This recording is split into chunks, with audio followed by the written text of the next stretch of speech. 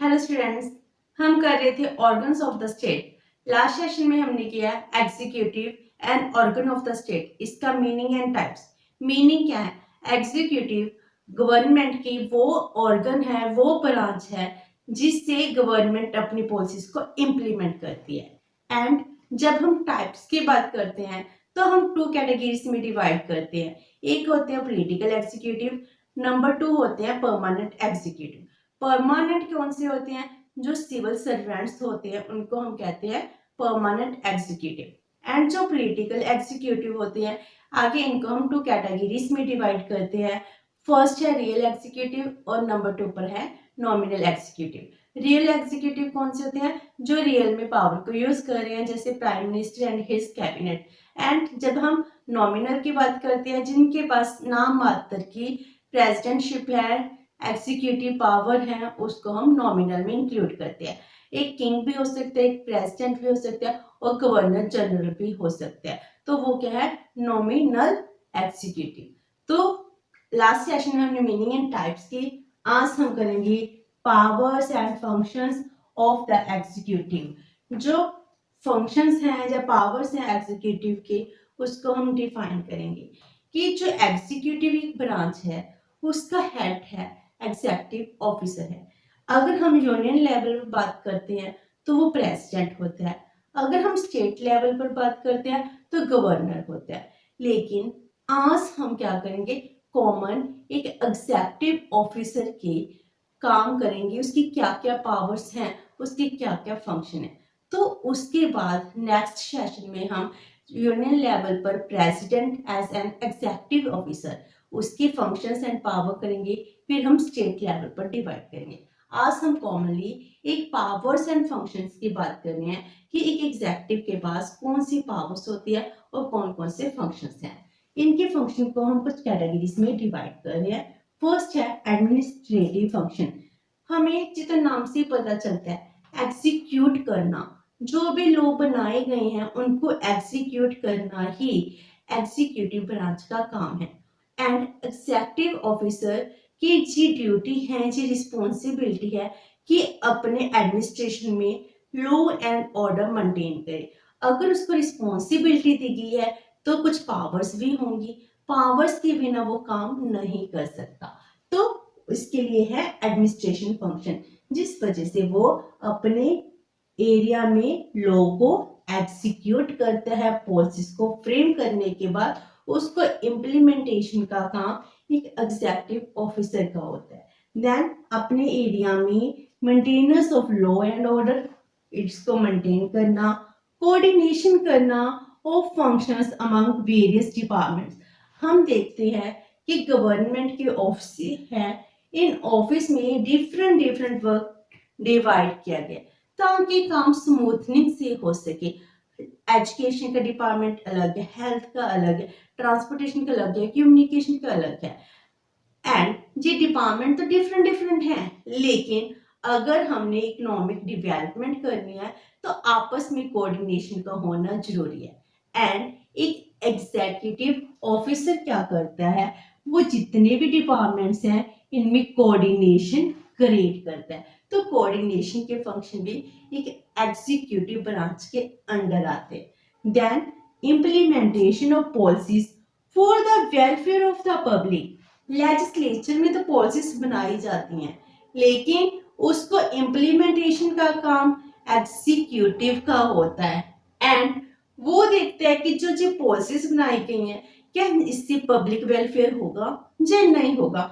तो लॉ को एग्जीक्यूट करना, पॉलिसीज को एग्जीक्यूट करना ताकि सोसाइटी का वेलफेयर हो सके, इसको हम एग्जीक्यूटिव ब्रांच के अंडर स्टडी करते हैं। तो ये एक एग्जीक्यूटिव ऑफिसर की ड्यूटी भी बन जाती है। Number 2, diplomatic functions. Diplomatic relations develop करना। डिप्लोमेटिक रिलेशन की जब हम बात करते हैं, हम कहते हैं फोर्थ कंट्री के साथ हमारे कौन से रिलेशन है। इंटरनेशनल लेवल पर अपनी रिलेशन डिफाइन करना, अपनी आइडेंटिटी दिखाना ही डिप्लोमेटिक रिलेशंस है। कोई भी डिस्प्यूट होता है उसके रिगार्डिंग हमारे व्यूज क्या है, हम क्या सेटलमेंट चाहते हैं, इसको हम डिप्लोमेटिक रिलेशन में स्टडी करते हैं। तो डिप्लोमेटिक फंक्शन में क्या आता है, फॉरेन रिलेशंस डेवलप करना। हम देखते हैं हमारे कंट्री की एम्बेसी दूसरे कंट्रीज में है, उनकी हमारी कंट्री में है, तो एम्बेसीज के साथ कोऑर्डिनेशन करना एंड एम्बेसडर्स को अपॉइंट करना एंड गुडविल प्रमोट करना, ट्रेड प्रमोट करना, कॉमर्स प्रमोट करना, ये डिप्लोमेटिक रिलेशन है। क्योंकि अगर हमारे किसी कंट्री के साथ अच्छे रिलेशन होंगे तभी ट्रेड प्रमोट होगा, तभी हमारा कॉमर्स बिजनेस एक्सपेंड होगा, एक्सपोर्ट इंपोर्ट होगा।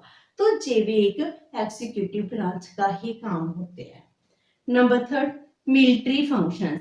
इसके अलावा एक एग्जेक्टिव है, उसको मिलिट्री फंक्शंस भी दिए गए हैं। वो मिलिट्री का हेड होता है, तो उसका काम है कि पूरे देश को प्रोटेक्ट करना। तो प्रोटेक्टिंग टेरिटोरियल इंटीग्रिटी ये किसका काम है, एग्जीक्यूटिव ऑफिसर का काम है। क्योंकि वो क्या है, कमांडर इन चीफ है हमारी आर्मी का। एक आर्मी है, आर्मी की सारी पावर्स किसके पास है, एक एग्जीक्यूटिव ऑफिसर के पास है। मिलिट्री फंक्शंस भी वो ही करते हैं, वो ही डिक्लेयर करते हैं कि देश में वॉर चल रही है, जय शांति का माहौल है, वो कंक्लूड करता है वॉर एंड पीस, ये सब उसी का ही काम है। तो इसीलिए हम कहते हैं कि उसके सारे काम दिए गए हैं। अगर काम है तो उसके पास पावर्स भी हैं। तो मिलिट्री फंक्शंस भी एग्जीक्यूटिव ऑफिसर के अंडर आती हैं। Then legislative functions, legislative law बनाने के फंक्शन।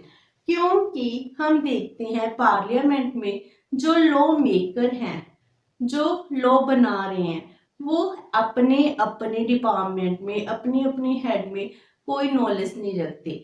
जब भी कोई एमपी होता है या एमएलए होता है, उसको स्पेसिफिक सब्जेक्ट की नॉलेज हो या ना हो, तभी वो उस डिपार्टमेंट का हेड बन सकता है। तो लेजिस्लेचर के वर्क कौन करता है, जो हमारी परमानेंट एग्जीक्यूटिव है, वो ही सारे काम कर रही है। तो पार्लियामेंट्री गवर्नमेंट है, पार्लियामेंट्री गवर्नमेंट में तो लेजिस्लेटिव फंक्शन एग्जीक्यूटिव के और भी इंक्रीज हो जाते हैं। क्योंकि पार्लियामेंट तो सिर्फ लॉ बना रही है, जिनको नॉलेज नहीं है किसी भी काम की, वो भी लॉ बना रहे हैं। तो इसीलिए जितने भी एग्जीक्यूटिव हेड्स होते हैं, they also involve in the law making process, law बनाए जाते हैं। तो एग्जीक्यूटिव हेड्स होते हैं, उन्होंने देखना है कि प्रैक्टिकली कौन करेगा। हम देखते हैं कि जो लॉ बना रहे हैं, चाहे कोई भी छोटी सी पॉलिसी बनाई जाए, वो लेकर तो कोई डिपार्टमेंट का एग्जीक्यूटिव हेड लेकर आता है, तो वही पार्लियामेंट में जाता है। हमने पॉलिटिकल एग्जीक्यूटिव भी देखे, पॉलिटिकल एग्जीक्यूटिव क्या करते हैं, पार्लियामेंट में जाकर वो बिल ले आते हैं और कहते हैं इस पर हम लॉ बनाना चाहते हैं। तो मीनिंग क्या हुआ, कहीं ना कहीं जो एग्जीक्यूटिव है, चाहे वो पॉलिटिकल एग्जीक्यूटिव हो चाहे परमानेंट एग्जीक्यूटिव हो, वो ही लॉ मेकिंग प्रोसेस में इन्वॉल्व होते हैं। देन जो एग्जीक्यूटिव ऑफिसर होता है, एक एग्जेक्टिव होता है, उसके पास इतनी पावर दी गई है कि वो लेजिस्लेचर को डिसॉल्व भी कर सकता है। वो इमरजेंसी के टाइम ऑर्डिनेंस इशू कर सकता है जब लेजिस्लेटिव सेशन में नहीं होती। उसके पास वीटो पावर्स भी हैं ताकि सोसाइटी का वेलफेयर हो सके। वीटो पावर से वो किसी भी कानून को रद्द कर सकता है। इतनी पावर्स दी गई हैं एक एग्जीक्यूटिव को। Fifth one is financial function. Legislative के बिना फाइनेंशियल फंक्शन भी एग्जीक्यूटिव ऑफिसर के पास होते हैं। देन उसके पास है prepare the budget and present it. जो हम देखते हैं पॉलिटिकल एग्जीक्यूटिव है, पॉलिटिकल एग्जीक्यूटिव के हेड हैं, ठीक है। पॉलिटिकल एग्जीक्यूटिव में जो रियल एग्जीक्यूटिव है वो है prime minister and his cabinet. तो जो वो वाले prime minister and his cabinet है, कैबिनेट का मिनिस्टर, जैसे हम कह रहे हैं आजकल कौन है, सीतारमण जी हैं। तो सीतारमण जी ने क्या किया कि एक बजट बनाया और उसको लॉ मेकिंग प्रोसेस के लिए लेजिस्लेचर में लेकर आए। तो एक तरह से वो लेजिस्लेचर का भी पार्ट है एंड वो पॉलिटिकल एग्जीक्यूटिव का भी पार्ट है। तो एग्जीक्यूटिव क्या करता है, बजट को प्रिपेयर करता है, देन प्रेजेंट करता है, देन टैक्सेस के लिए भी इम्पोज करना, किस पर कितने टैक्स लगाए जाएंगे एंड कलेक्शन ऑफ टैक्सेस कैसे होगी, किस मोड से होगी, वो भी डिटरमिन करना। देन पब्लिक डिपार्टमेंट्स हैं, उनकी ऑडिटिंग करना भी जरूरी है, तो ऑडिटिंग के काम भी उनके पास होते हैं जो एग्जीक्यूटिव का पार्ट होते हैं। Number 6, judicial function. तो एग्जीक्यूटिव के पास जुडिशियल फंक्शन भी होते हैं। जो हमारा एग्जीक्यूटिव ब्रांच का एग्जेक्टिव हेड होता है वो पार्डन माफ भी कर सकता है। जो क्रिमिनल्स हैं अगर कहते हैं कि मैं अपनी गलती मान रहा हूँ, मैंने इतनी ज़्यादा बड़ी गलती नहीं की है, मुझे माफ कर दो, अगर उसको किसी कोर्ट ने पनिशमेंट दी है तो उसको माफ करने का राइट सिर्फ जो हमारा एग्जेक्टिव हेड है, देश का एग्जेक्टिव हेड होगा उसके पास होगा, तो वो पार्डन की पावर्स भी रखता है। Grand amnesty during revolutionary movement. अगर रेवोल्यूशनरी मूवमेंट हो रही है, कोई धरना है, उसमें रेवोल्यूशनरी मूवमेंट के ड्यूरिंग कुछ लोगों को अरेस्ट कर लिया जाता है, तो उनको माफ करने का राइट भी एक एग्जेक्टिव हेड के पास होता है। तो अगर यूनियन लेवल पर है तो क्या है, प्रेसिडेंट क्या कर सकता है, उनको माफ कर सकता है। तो ये पावर्स भी एग्जेक्टिव हेड को दी गई हैं।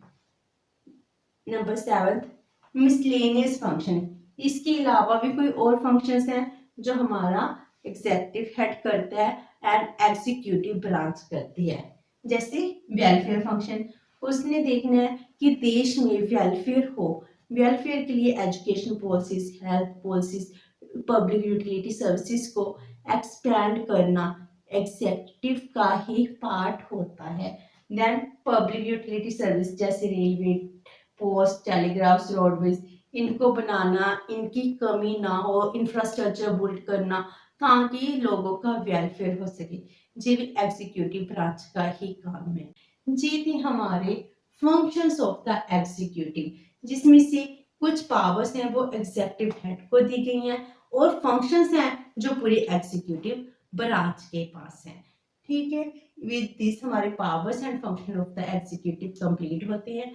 नेक्स्ट सेशन में हम करेंगे एक यूनियन एग्जीक्यूटिव, और यूनियन एग्जीक्यूटिव का हेड कौन है, जो कि प्रेसिडेंट है, उसकी क्या पावर्स है और क्या उसके फंक्शंस है।